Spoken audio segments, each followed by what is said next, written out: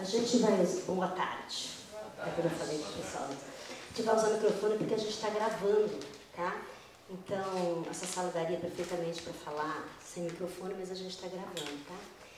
Então, queria falar só um pouquinho sobre esse projeto, que é o Leituras da Ditadura, essa segunda edição, que são convidados que, de alguma forma, foram atuantes no período da ditadura civil-militar do país, e a gente está convidando pessoas para vir compartilhar experiências, olhares, enfim, fazer uma troca presencial, né, dessas vivências aí. E o primeiro convidado foi o Zoni Ventura, que teve... a gente convida sempre um mediador aqui de Curitiba, que foi o Newton Goto, e a ideia também é mesclar um pouco, né? Então, vem o Zoni Ventura, que é do jornalismo, da comunicação, da literatura, e vem o Goto, que é das artes visuais. Nesse encontro agora, a convidada é a Dulce Pandolfi, que generosamente aceitou o convite de vir, às vésperas da eleição, né? Então a gente está assim, está aqui, mas está com a cabeça, né, na rua e na urna e nos debates, enfim, é um momento muito especial para o país, né? E então a Dulce Pandolfi e a Vera Caram vai fazer essa mediação. A Vera Caram, a Vera apresenta melhor para vocês. A Vera Caram é professora da Universidade da Federal de Direito e é do Conselho Estadual, ela é membro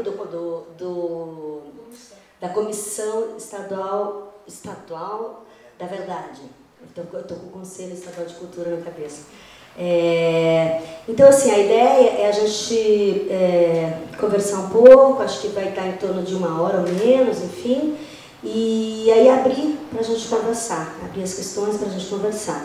Esse projeto também prevê, em novembro, sempre vai ser o último sábado do mês, nesse mesmo horário, nesse mesmo bate-local e bate-canal, vai ser a Lúcia Muratti, a cineasta Lúcia Muratti, que também teve uma atuação. Aliás, o depoimento da Comissão da Verdade de vocês duas juntas, né?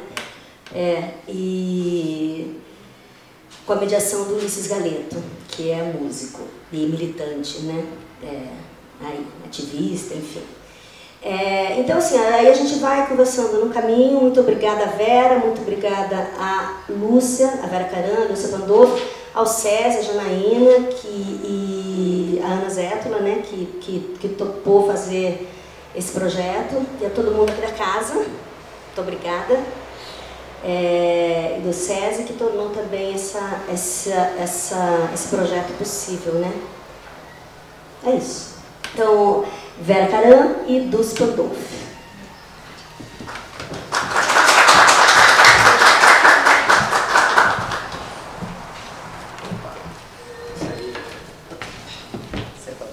Onde você quiser. Prefere aqui? Não, tanto faz. Você é igual, né? Você é a... Não, tô achando meio calor. Então...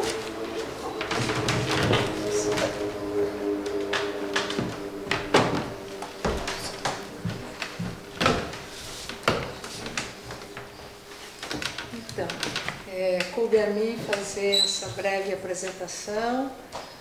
Antes de mais nada, gostaria de agradecer imensamente o convite da Nena, da Ana Paula, que em conjunto, em parceria, organizam, não é, esse evento. Essas leituras da ditadura são de iniciativa da Nena e toda a sua equipe. E para mim é uma honra ter conhecido hoje a Dulce, que eu já conhecia, é uma referência da história, dessa narrativa desse período da história brasileira.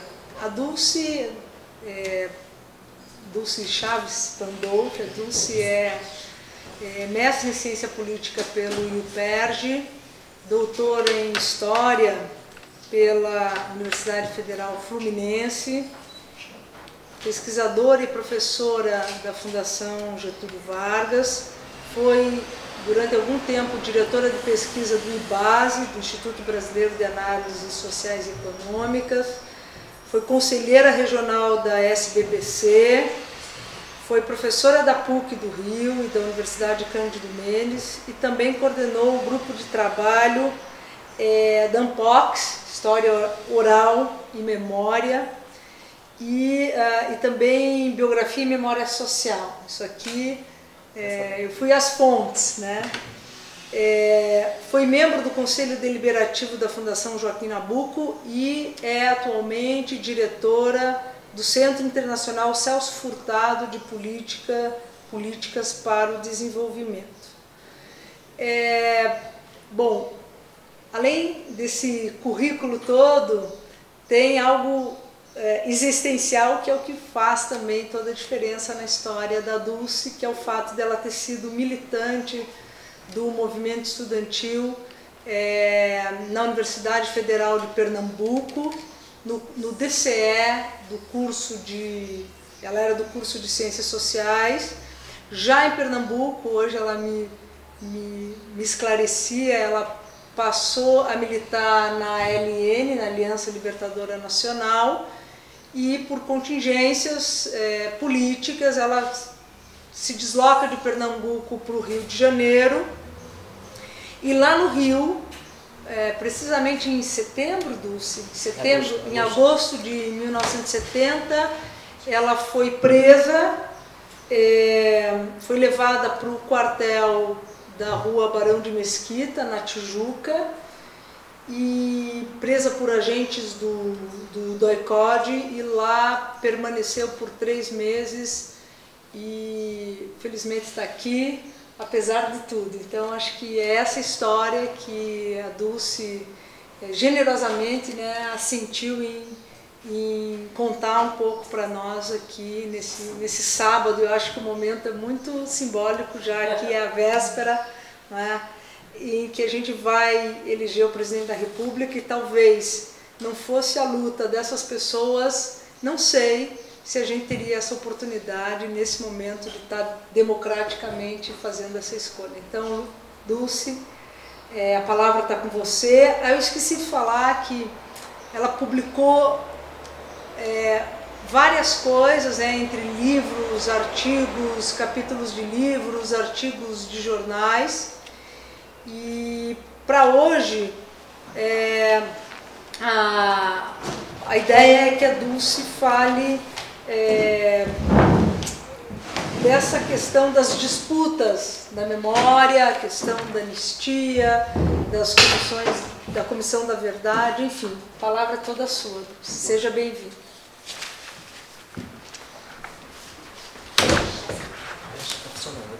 Alô.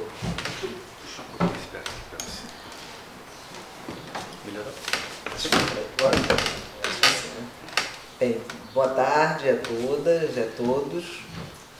Começo também agradecendo muito o convite, né, a Nina que me convidou, a Vera, né, a dupla, né, pela oportunidade. E dizer o seguinte, eu até preparei um texto, mas, enfim, de repente eu começo até a ler, porque eu acho que tem umas coisas importantes aqui. Eu vou remeter alguns depoimentos, né? E de repente eu posso me desprender do texto, porque eu estou assim, preocupada com o tempo da gente também, né? Talvez seja um texto um pouco cansativo para uma plateia pequena, não sei, mas qualquer coisa a gente interrompe, enfim, vamos ver como é que a coisa caminha. Mas, de qualquer maneira, super obrigada a todos, né, pelo convite. Para mim é uma honra também estar aqui.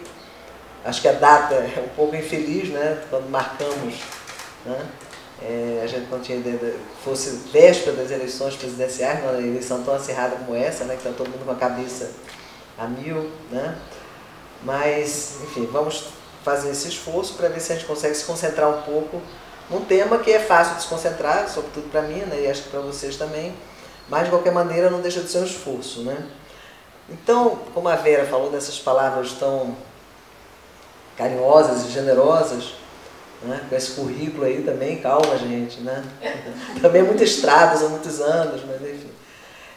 Eu vou falar, é um tema que eu tenho me debruçado muito, né, que é sobre, eu trabalhei um tempo com essa questão da memória, da história, dessa relação complexa, né, entre essas duas coisas, né, porque para o senso comum memória né, apenas passado, e a gente sabe que a memória é presente, né? Dependendo do lugar onde eu estou, eu vou lembrar de determinadas coisas ou esquecer outras.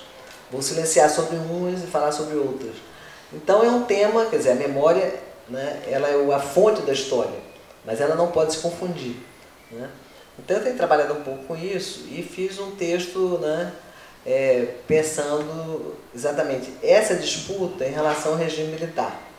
E vou entremear um pouco a minha história de vida com questões mais amplas do regime, né? Então são essas batalhas que eu pretendo discutir aqui e, claro, como também a Vera já falou, né, nessas batalhas da memória do período, duas questões são cruciais, que é a questão da tortura e a questão da anistia, pelo menos na minha percepção, né? São duas questões que estão em jogo, sobretudo hoje, que a gente está vivendo um momento exemplar, né?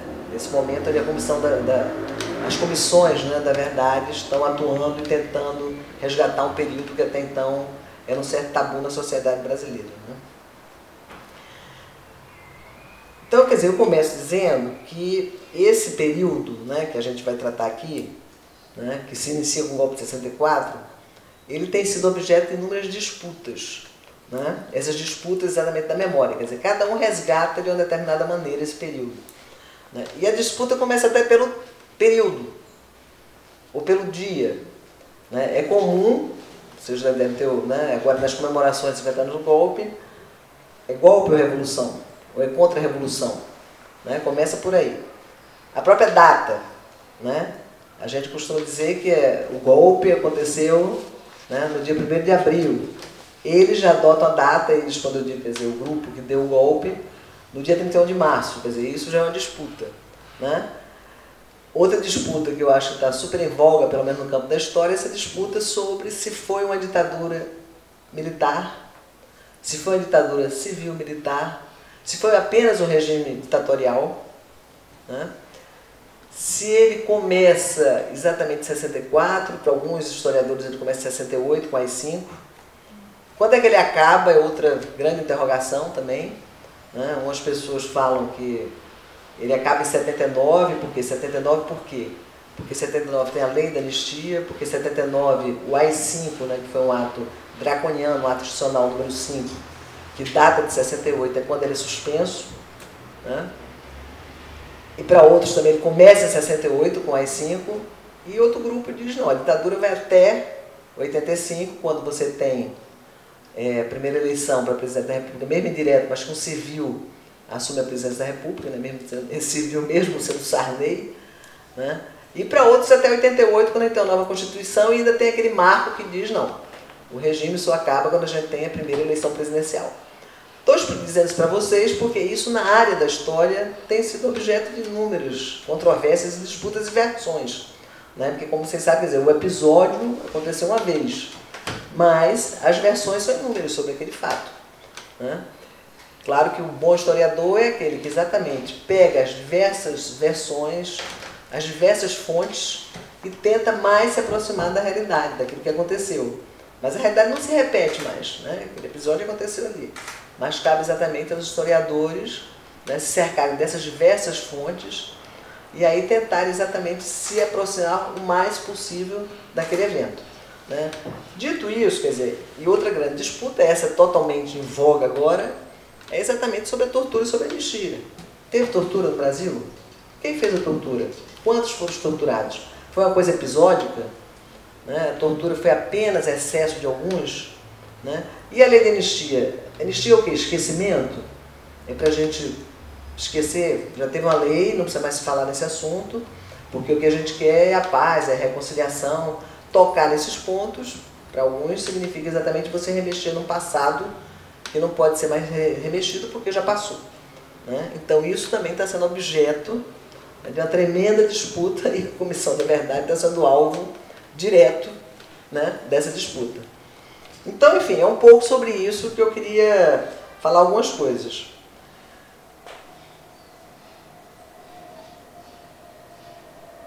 Por outro lado, quer dizer, outro esclarecimento, quer dizer, vou falar sobre isso, eu já disse no início, mas eu vou reafirmar, porque eu acho que é importante, é dizer o seguinte, que eu vou falar de alguns lugares, sempre a gente fala de algum lugar, né? E eu tenho vários lugares para falar sobre esse período, que também é rico e é confuso, né? Porque eu sou historiadora, mas eu sou também uma vítima do regime. Eu sou uma memorialista, quer dizer, eu sou uma pessoa que a minha memória, né, é usada também como fonte para outras pessoas, né? Então é desse meu triplo, quádruplo lugar, porque aí a gente pode somar outras coisas também, né, que eu estou falando aqui, né, e tenho falado em outros lugares. É claro que é importante, eu falei para vocês, eu como historiadora, né, consegui dizer, bem, eu aqui estou fazendo um texto histórico e aqui eu estou fazendo um texto de memória. Né? Não é uma coisa fácil, mas é essa, digamos, é esse meu engajamento, é isso que eu gostaria de conseguir fazer. Né? Então, dito isso, eu vou começar remetendo alguns depoimentos, e por isso eu vou inclusive ler agora, que eu acho que são casos bons, né? Os antropólogos costumam muito dizer essa frase, casos bons para se pensar. Eu acho que são 3 depoimentos que eu escolhi aqui para falar, que eu acho que são muito esclarecedores sobre isso que eu estou querendo falar aqui para vocês, sobre essas batalhas da memória, sobre esses temas que eu acho que eles são cruciais, né, nessa relação sobre o direito à memória e as disputas da memória. Porque outro ponto importante é isso, quer dizer, nós temos direito a ter uma memória. Essa memória não pode ser apagada, e essa tem sido uma das minhas batalhas enquanto militante. Né? Nos tempos atuais, esse é o novo direito que foi adquirido pela sociedade.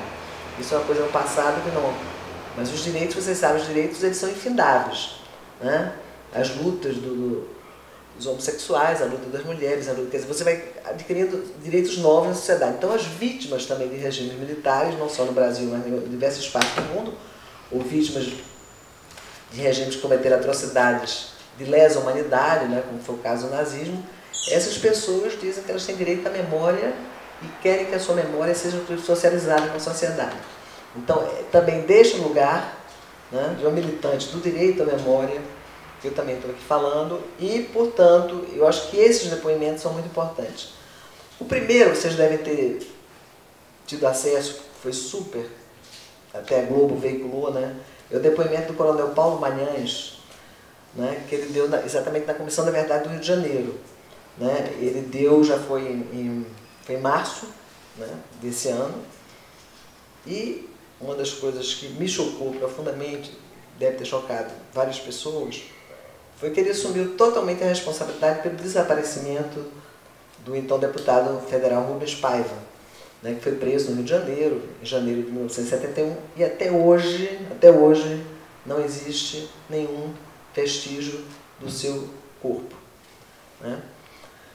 Ele falou de uma maneira muito didática, né? E ele explicou, que eu acho que isso é estarrecedor, ele dizendo como era melhor desaparecer com o inimigo do que simplesmente matar o inimigo. E ele então diz, abrindo aspas, o desaparecimento é mais importante do que a morte. Porque a morte ela causa uma certa incerteza, mas depois a pessoa enterrada, aquilo está selado. Com o desaparecimento não, a incerteza no inimigo é eterna. O guerrilheiro, né, com a morte, ele acaba esquecendo a morte do companheiro, ele lamenta, mas ele esquece. O desaparecimento gera uma expectativa eterna, fecha aspas. Ele ainda prossegue, vou abrir aspas de novo. Eu nada fiz além do que cumprir meu dever. Se precisasse, faria tudo de novo. Foi tudo racionalizado. Se precisar novamente, estou preparado. Eu tenho 76 anos, mas ainda posso dar instrução aos mais jovens. Fecha aspas e aí, enfim. E a minha pergunta é essa, né? Qual o sentimento que um depoimento desse produz, claro, na família do Rubens Paiva, em quem foi torturado, mas eu me interessa saber o seguinte, qual o sentimento que produz em vocês, na sociedade brasileira de um modo geral? Vocês sabem que depois ele foi assassinado, né? Foi uma queima de arquivo lá no Rio de Janeiro, né? Quer dizer, até hoje também não se sabe, mas enfim, logo depois desse depoimento ele foi torturado. Já que eu, para entremear minha fala com algumas das minhas reminiscências, o Paulo Magalhães, antes da Comissão da Verdade, ele deu um depoimento também, ele procurado por um jornalista da Globo, um jornalista até que está fazendo um trabalho muito interessante, jornalista investigativo, né? o Chico Augusto, ele falou, Chico Otávio, ele falou o seguinte, ele foi atrás do Paulo Magalhães, porque ele sabia dessa denúncia, e ele assumiu que, de fato, ele foi ao Araguaia e trouxe vários jacarés para levar para Barão do Mesquita, esse quartel que eu estive presa durante 3 meses, né, na Tijuca, nos anos 70, porque ele achou que seria uma maneira interessante de atemorizar os presos. Isso ele disse de uma maneira, segundo o jornalista que depois até me entrevistou, né, de uma maneira super tranquila, né, com um grande feito dele. Esses jacarés foram usados, né, inclusive em mim. Né? Eu fiquei deitada lá no período, sem roupa, e com esse jacaré transitando pelo meu corpo, né, um desses jacarés. Ele até tinha nome, o jacaré, né, ele botou nome, Nina, Neno, não lembro, até, desculpa aí, mas... enfim, e contou isso assim na maior tranquilidade. Isso ele falou um pouco antes de depor na Comissão da Verdade. Em segundo lugar, eu vou remeter ao depoimento do general Luiz Gonzaga Scholler Lessa. Ele é do Clube Militar lá do Rio de Janeiro e ele agora, nessas comemorações, agora já tem um tempinho, mas foi exatamente em março, né, por ocasião das 50 anos do golpe, ele, no seu discurso, nessas comemorações que teve lá, que aliás no Rio também foi palco, né, de muito embate essas comemorações, ele diz o seguinte, aspas, ele já chama assim, o movimento de 64 não foi militar, foi um movimento de massas, impulsionado pela classe média. O que ocorreu no país não foi uma ditadura, não houve ditadura nenhuma, nem houve golpe. Houve, por que não foi golpe? Porque durante todo o período tinha eleição, por exemplo. Tinha eleição, era eleição indireta, mas sempre teve eleição. O movimento revolucionário não foi uma quartelada. Ele impediu o comunismo e possibilitou que a democracia vigorasse no país naquele período. Mais do que isso, ele fez uma transição totalmente pacífica. E aí prossegue o militar. Aspas de novo, a Comissão da Verdade é um erro. Ela é uma farsa. A lei da anistia foi um acordo entre o governo militar e os políticos da época para trazer a paz, esquecer o passado e seguir em frente. A Comissão da Verdade vai acabar com isso. Além do mais, eles não querem apurar os crimes cometidos pelos terroristas. Fecha aspas. Isso também é outra interessantíssimo, né? Porque, quer dizer, além de toda a visão dele sobre o período, né, da democracia, das eleições, não foi golpe, né, foi um movimento de massas, etc. Tal.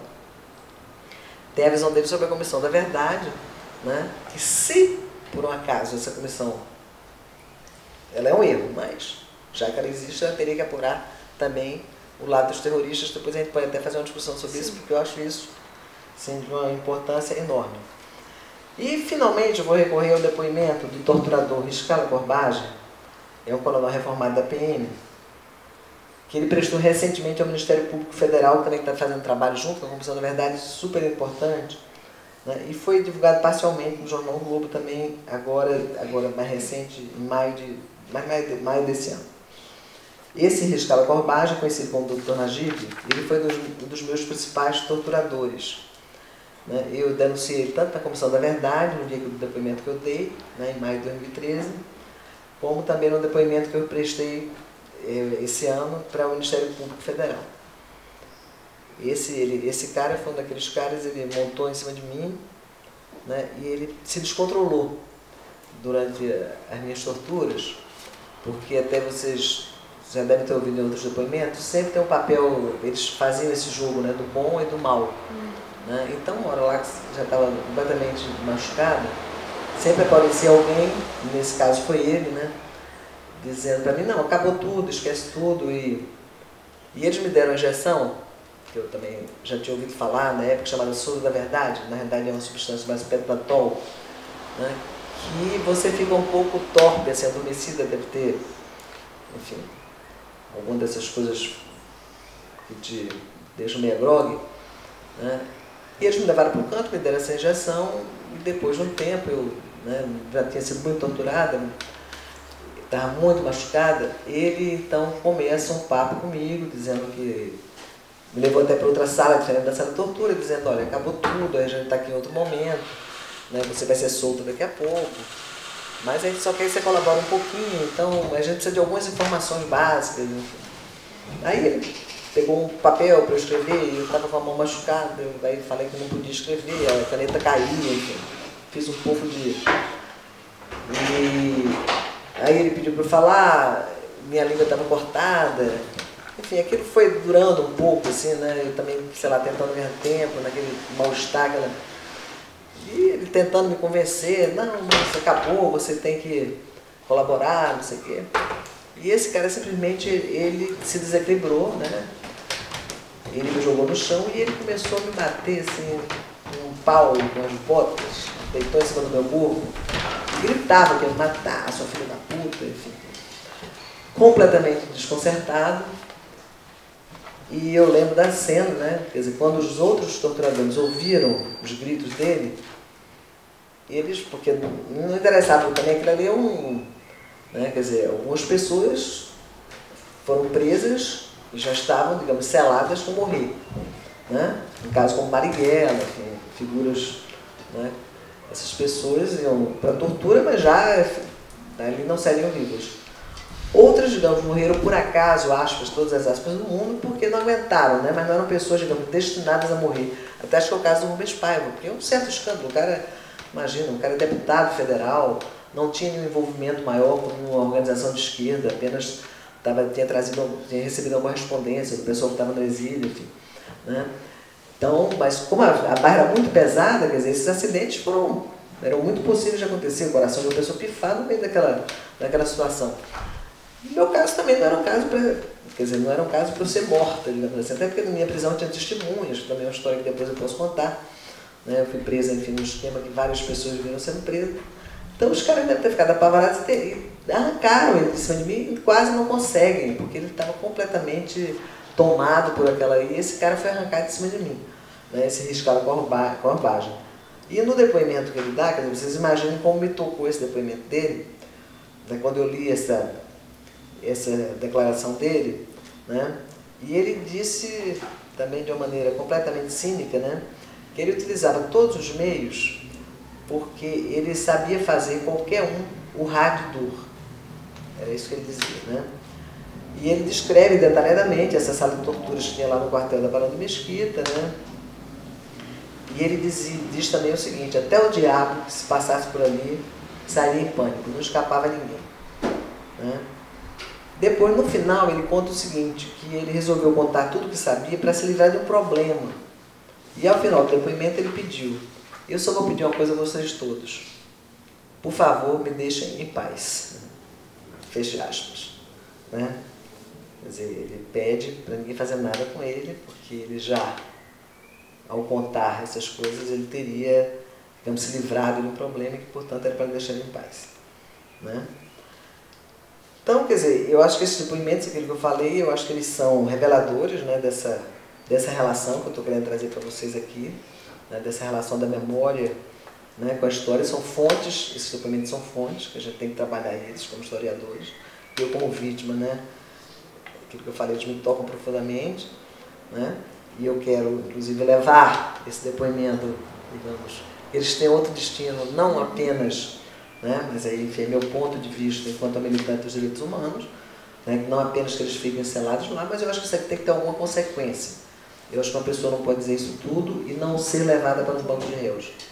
Ela tem que ser julgada, pode ser até absolvida, mas nada acontece impunemente, quer dizer, a pessoa diz isso e é isso mesmo, fiz, faço de novo, quero ensinar mais jovens, né? Então, pelo menos é a minha... Dulce, é justamente reivindicar essa ideia da imprescritibilidade dos crimes contra a humanidade para que eles não se beneficiem, por exemplo, do decurso do tempo para ficarem impunes. Então, a gente tem que advogar que esses crimes são crimes imprescritíveis. De lesa humanidade. De lesa humanidade. Então, lesa humanidade não tem data, né? Não tem data. E essa discussão até que a gente pode, né, travar aqui, porque isso sobre o que foi a lei da anistia, né? Sim. Bem, eu acho, já falei para vocês que é difícil, né, falar sobre isso, para quem for vítima, sobrevivente, mas eu acho que é muito importante, né? Essa relação também é uma relação passado, presente e futuro, uma relação, digamos, que desde os tempos, desde a Grécia, né, ela ela tem ocupado os cientistas sociais, os historiadores, os filósofos, na época não se chamava cientistas sociais, mas os filósofos estavam sempre preocupados com essa relação, porque é uma relação, digamos assim, muito complexa, né? Porque a expectativa da gente no futuro, ela está muito vinculada às nossas experiências, àquilo que a gente viveu, quer dizer, né? O que eu desejo de um mundo está muito vinculado ao projeto que eu tenho, né? E aquilo que eu já passei. Então, quer dizer, por isso que a gente diz que a memória, projeto, expectativa, identidade são coisas complementares, né? São coisas que se complementam. Né? Não vou me deter muito nisso, mas eu queria apenas marcar isso. Né? Eu acho que, para mim, quer dizer, para o Brasil, obviamente, fundamentalmente, em 64 foi um divisor de águas, né? O golpe, mas na minha vida também. Né? E eu digo sempre, quer dizer, eu acho que ele foi um marco, eu tinha 14 anos na época, né? Mas aquilo me marcou profundamente. Né? Eu morava em Pernambuco, né? Recife, estudava num colégio bem tradicional, um colégio de freiras, mas Pernambuco foi o palco, não sei, quer dizer, as pessoas mais jovens, mas quem já estudou, né? Aliás, os livros de história são péssimos, a gente nem estuda esse livro de história, né? Não estudo nada disso. Mas Pernambuco foi um centro principal dos acontecimentos, quase, né? Porque ali, primeiro que o Nordeste, né, ele estava sendo questionado, né, era uma situação de calamidade pública de fato, a situação do Nordeste, era um país, o Brasil hoje é um país ainda muito desigual regionalmente, socialmente, vocês imaginem, né, o que era o Nordeste nos anos 50, nos anos 60, né, e que teve o privilégio de ter algumas figuras, né, que tiveram um papel muito importante, né, quer dizer, então, algumas de vocês, inclusive, quer dizer, devem já ter até estudado, né? Além de ter um governador que era Miguel Arraes, foi um dos governos mais fortes daquele período, assim, quer dizer, mais combativos. Tinha o prefeito da cidade também, que foi um homem impressionante, Pelópio da Silveira. Né? Mas ali foi o lugar do Paulo Freire, né? O grande que depois se torna, né, uma figura internacional, que foi expulso de Pernambuco pelo golpe militar. Esse homem foi expulso de Pernambuco, expulso do Brasil, Pernambuco não, do Brasil. Né?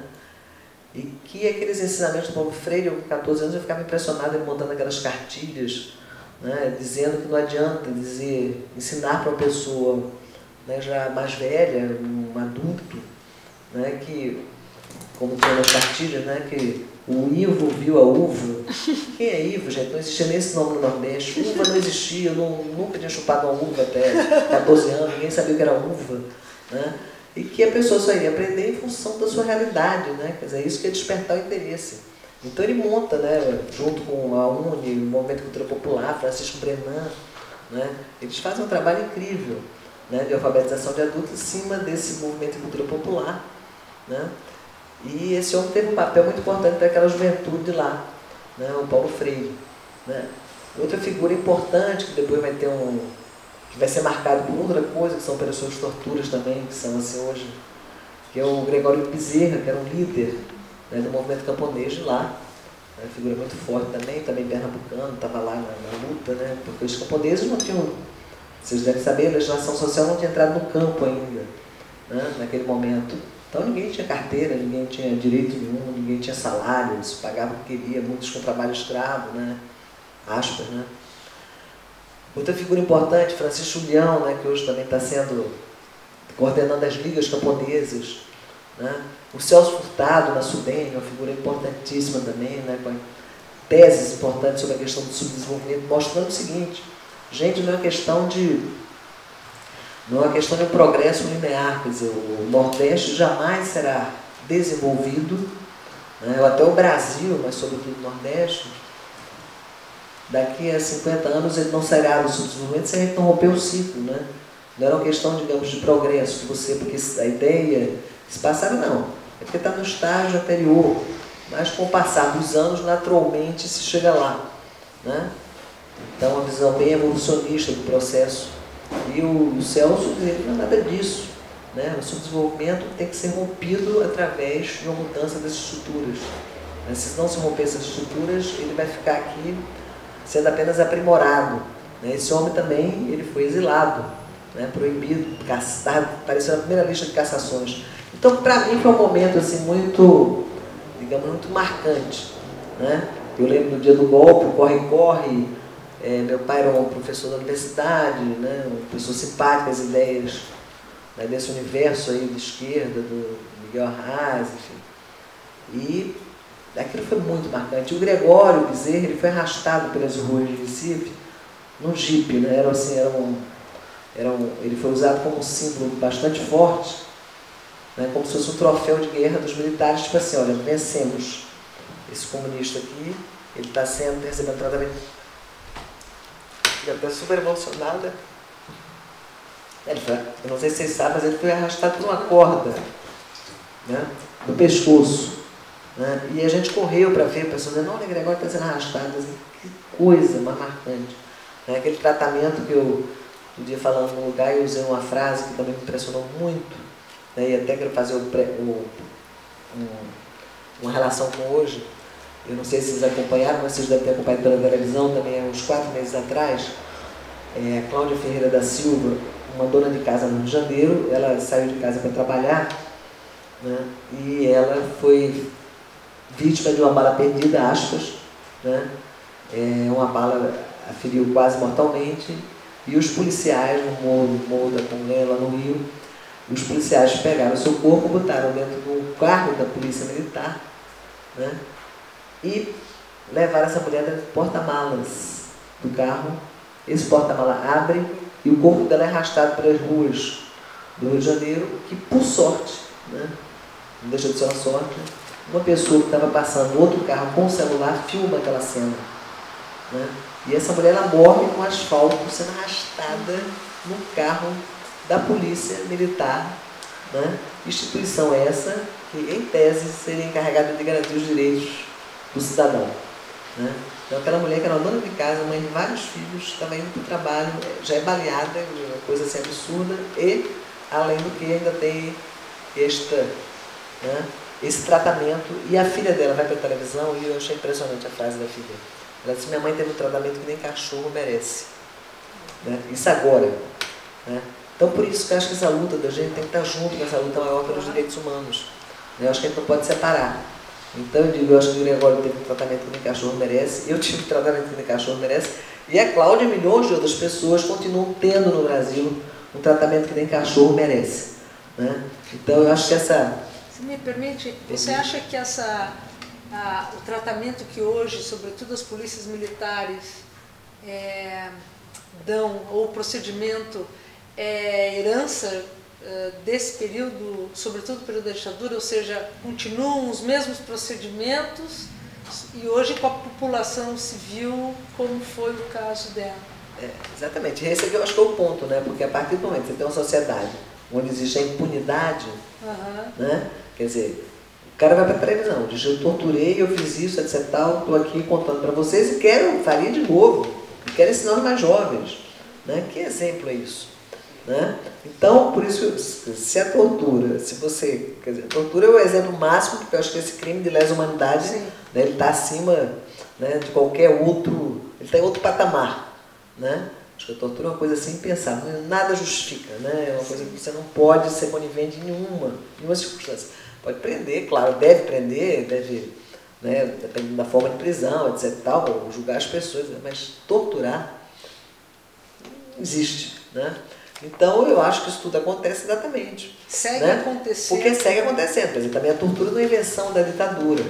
Né? Eu acho que a tortura existe no Brasil desde a época que o Brasil é colônia, como existe em várias partes do mundo. Mas outros países, e aí talvez até já me adiantando um pouco, porque, por exemplo, não se alongar muito, por exemplo, a Anistia Internacional fez agora uma pesquisa que eu fiquei muito impressionada. Ela pergunta assim, ela fez em vários países do mundo, você acha, se você for preso, né, você seria torturado no seu país? Né? Claro, perguntou o francês, perguntou o argentino. Você sabe onde é que a resposta se bate o recorde das pessoas acharem que poderiam ser torturadas no Brasil? Na Argentina, no Brasil, assim, 80, até tem os dados aqui, 80% diz que acha que sim. A Argentina, pessoal, 20%, na França, entendeu? A Argentina que teve uma ditadura violenta. Né? A sensação que as pessoas têm é isso mesmo, quer dizer, pânico de, entendeu, ser maltratada pela polícia porque nada acontece com esta polícia que continua fazendo esse tipo de coisa. Então é muito grave, a situação aqui é muito dramática, né? Porque uma das pautas hoje é justamente a da desmilitarização da polícia, né? Para que você possa ter uma outra cultura de segurança pública que não é essa repressiva, que tortura, enfim. Então é muito incrível, né, essa história. Tentando retomar um pouquinho no fio da meada, então em 64 eu assisti essas coisas todas, eu acho que aquilo me marcou profundamente, né? A gente às vezes não sabe, né, como é que os jovens são marcados por determinados episódios, né? Ah, a criança tá aí, coisa e tal, né? Mas aquilo eu acho que marcou, eu acho que foi bem decisivo assim, para a minha militância. Eu ia estar na universidade em 67, né? Resolvi fazer ciências sociais exatamente eu, como as pessoas naquela época entraram, porque a gente queria transformar o mundo, né? Não era nem o Brasil, era o mundo. E em 67 já é um ano assim, de muita efervescência, né? Quer dizer, eu já entro na faculdade, já, enfim, né? Querendo exatamente, né, derrubar a ditadura, cada vez mais essa ditadura se fortalecendo, né? E aí, enfim, eu acho, eu sempre digo 68, não sei se o Jânio Ventura que falou sobre isso, mas eu acho que tem o famoso livro dele, não, um ano que não acabou, eu acho que é isso mesmo, quer dizer, é um ano que tudo aconteceu ali, 67, 68, período curtíssimo que a nossa vida virou de ponta cabeça, né? Porque, você sabe, a geração de 68, a geração não significa nem, até eu participei de um debate com ele, e eu até brinquei, quer dizer, o Zoni é mais velho que eu, né? Infelizmente. Mas eu acho que a gente é da mesma geração, porque geração é isso, é compartilhar as mesmas ideias, ter as mesmas vivências e querer transmitir para os outros, para os mais jovens, aquela sua experiência, né? Então, foi uma geração marcada por quê? Por muita coisa, porque não foi só no Brasil, né? Quer dizer, hoje é que a gente começa a se dar conta, quer dizer, foi uma revolução que aconteceu, foi a revolução da pílula, da minissaia, do feminismo, do movimento negro nos Estados Unidos, né, da luta pelos direitos, né? Aí juntando mais vaga na universidade, abaixo da ditadura, contra a desigualdade social, contra a desigualdade regional. Então era um caldeirão, né? Então a vida da gente virou que ponta cabeça, era a revolução cultural, eram os Beatles por um lado, a música popular, você tendo figuras como Chico Buarque, Caetano, né? Botando nos seus ouvidos aquelas músicas que, nossa, mãe, uma força enorme, né? Então foram 2 anos, né, foram os 2 anos, assim, digamos, que eu fiquei na universidade, eu comecei a cursar, eu cursei à noite, vocês imaginam que era aquele caldeirão ali. Era impressionante, né, porque o que a gente fazia era tudo menos estudar, né. Eu até digo, eu só me tornei um estudante de fato de ciências sociais depois, bem mais tarde, na Universidade Federal Fluminense, quando eu vou retomar meus estudos, né, porque ali eu não assistia aula, né. A gente montava, era feira de livros, era cineclube, era debate, era assim, o ano da morte de Che Guevara, enfim, era uma vivência intensa sobre tudo, né? Todos os aspectos, era cultura, então era semana de arte, semana daquilo, cineclube, e naquela época a gente tinha uma coisa que não sei se você ouviu falar, os famosos mimeógrafos, né? Era máquina de escrever, a gente batendo aquilo, aquele álcool ali rodando, aquele cheiro de álcool, e a gente, aquele papel azul saindo, e a gente rodando aqueles textos. Então foram 2 anos assim. E outro marco muito importante, né? E aí tem os marcos, a passeata dos 100 mil, né? Porque ela teve no Rio de Janeiro, mas ela foi replicada em todos os estados, né? A gente fez passeatas semelhantes em todos os estados. Então, quer dizer, um pouco isso, rapidamente eu já estava, né? Aí fui representante de turma, no mesmo ano, no meio do ano eu já estava primeiro no diretório acadêmico, era um certo percurso, né? Que é engraçado que mais ou menos as pessoas seguiram mais ou menos esse caminho, né? Era o diretório acadêmico, no outro ano já estava no diretório central dos estudantes, enfim.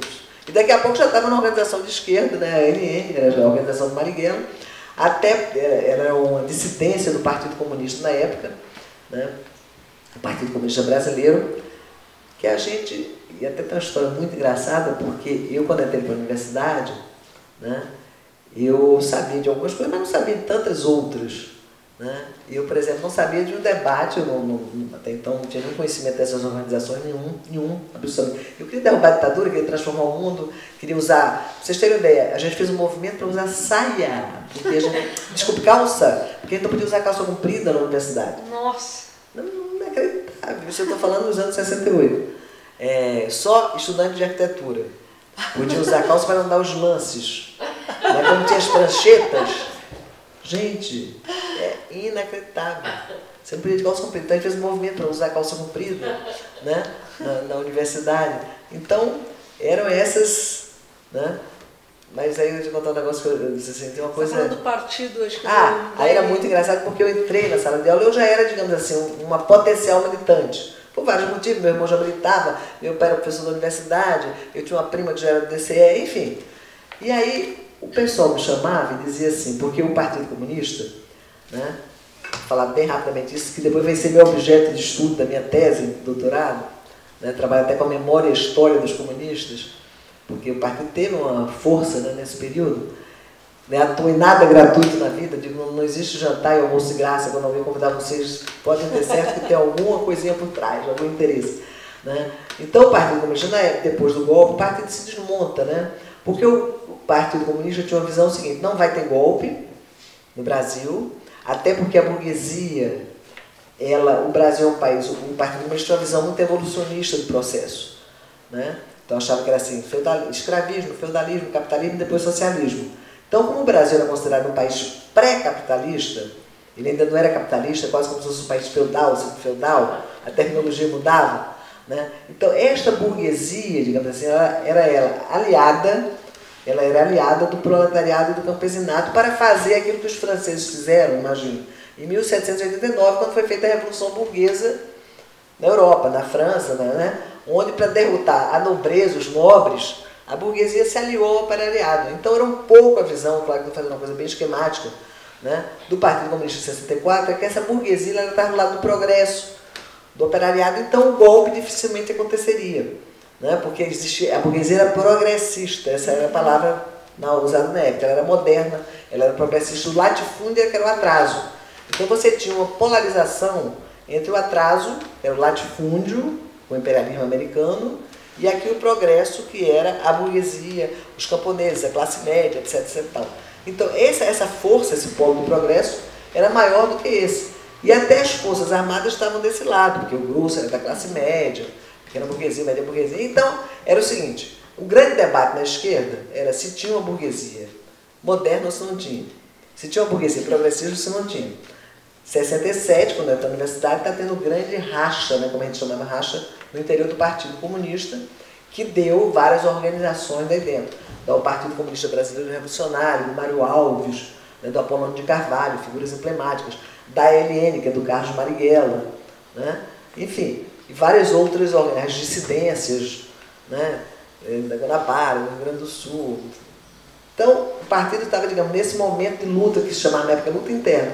Então, o pessoal que já era do lado que estava saindo me chamava e dizia assim, você não acha que não existe burguesia nacional?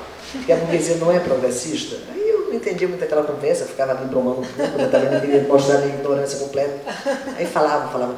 Aí daqui a pouco um outro me chamava e dizia assim, tinha em Pernambuco, era um cara, dono do Guarandá, que só tinha lá, Fratelli Vita, era o Dr. Vita. E esse cara ajudava as pessoas, era um burguês, digamos assim, esclarecido. As pessoas dizem, você não acha que é uma burguesia nacional? O Fratelli Vita não é um representante dessa burguesia. Eu disse, gente, as pessoas me piravam, né? Eu não entendi onde eles queriam chegar, depois de um tempo eu entendi que era o pessoal, né? E eu fui me afinando, né? Tendo mais identidade com o pessoal que estava exatamente nessa postura de condenar a burguesia, né? Achar que não tinha burguesia progressista nenhuma, né? E que era o pessoal também que defendia não a transição pacífica da ditadura, que já que naquela altura já não tinha mais jeito, que tinha que ser através da luta armada. Então é esse pessoal que eu, digamos, me liguei, né, que acabou essa organização, Aliança Nacional Libertadora, do Carlos Marighella, né, e é isso que eu estou falando, e foi tudo assim muito rápido. Em 70, né, eu entro na clandestinidade e eu sou presa pouco tempo depois, eu sou presa em agosto de 70, eu fui para o Rio de Janeiro, clandestina, fui presa em agosto de 70, e aí, né, como a Vera já falou, eu passei 3 meses nesse inferno, né, quer dizer, outra coisa que eu falei no meu depoimento, que eu acho que é muito importante, é porque sempre se falou, né, que a versão, digamos assim, do outro lado é que você tinha ali excessos, né, excessos, e que a tortura era feita nos porões, a palavra era essa, nos porões da ditadura. Né.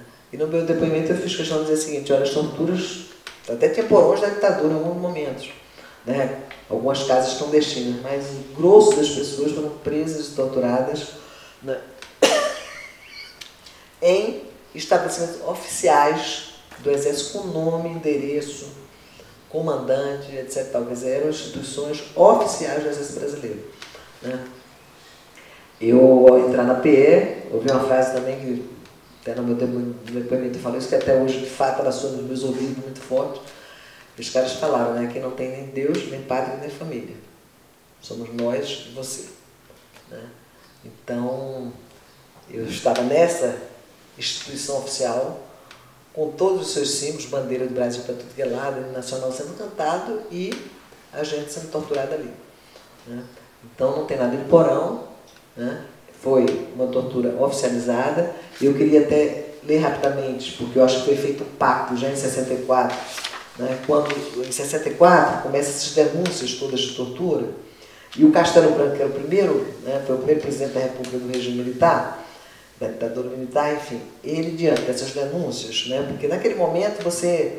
Porque a ditadura brasileira também, isso é uma longa conversa, mas eu acho que a gente também paga esse preço, né, por conta disso, em relação à lei de anistia.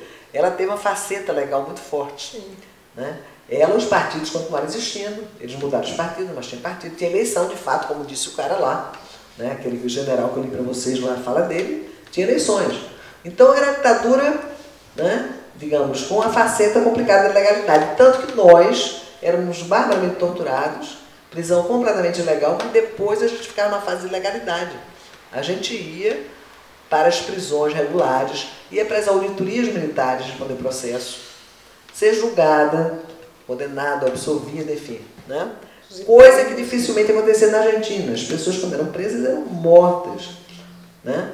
E aqui mataram as tantas pessoas, mas depois você entrava numa rotina, quase como se fosse um Estado de Direito.